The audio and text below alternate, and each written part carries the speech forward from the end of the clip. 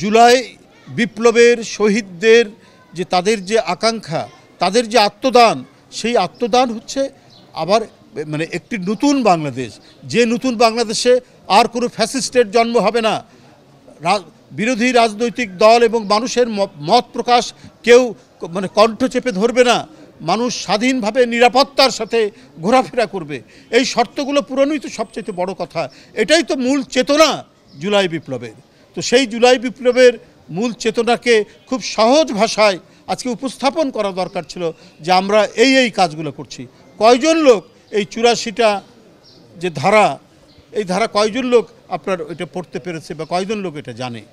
তো মূল যে কাজগুলি করা উচিত সেটা সহজবোধ্য ভাষায় মানুষের কাছে বলা উচিত। এবং এটি যেটা আবারও বলছি, পুনরাবৃত্তি হচ্ছে যদিও, আবারও বলছি যে আমি যদি 4টি প্রশ্নের সাথে একমত হতে না পারি, তো না পারার স্থানটি কোথায় ওই ব্যালটের মধ্যে বা মধ্যে, সেটাও এই সরকারকে সেই বিষয়টি দেখতে হবে। আজকে বাংলাদেশের যে পরিস্থিতি, সেই পরিস্থিতি ক্রমান্বয়ে ঘোলাটে অবস্থার দিকে নিয়ে যাওয়া হচ্ছে। পতিত স্বৈরাচার বিপুল টাকা নিয়ে বিভিন্ন জায়গায় বসে আছে। পার্শ্ববর্তী দেশ থেকে আরএফএল অডিটর, বাঁকা হয় না, ফাঁকা হয় না, আর ভাঙা এক কথায় অসম্ভব। সে তার কলকাঠি নাড়াচ্ছে এবং এমন ধ্বংসাত্মক নাশকতামূলক কাজ করছে যেখানে মানুষের জীবনহানি হচ্ছে।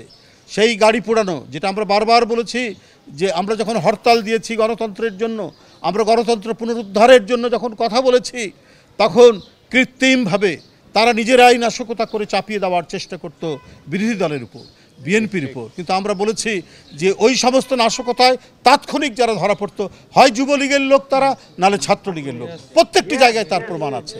এবং তার সবচাইতে প্রমাণিত হলো এইবার যে বিভিন্ন জায়গায়, ঢাকা সহ গাজীপুর সহ বিভিন্ন জায়গায় গাড়িতে আগুন দেওয়া হয়েছে এবং গাড়ির চালক সেই আগুনে পুড়ে মারা গেছে।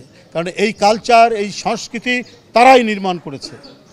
দিয়ে তাদের হাতে তখন রাষ্ট্র ক্ষমতা ছিল, মিডিয়াকে নিয়ন্ত্রণ করে তারা বিরোধীদের উপর চাপাতো।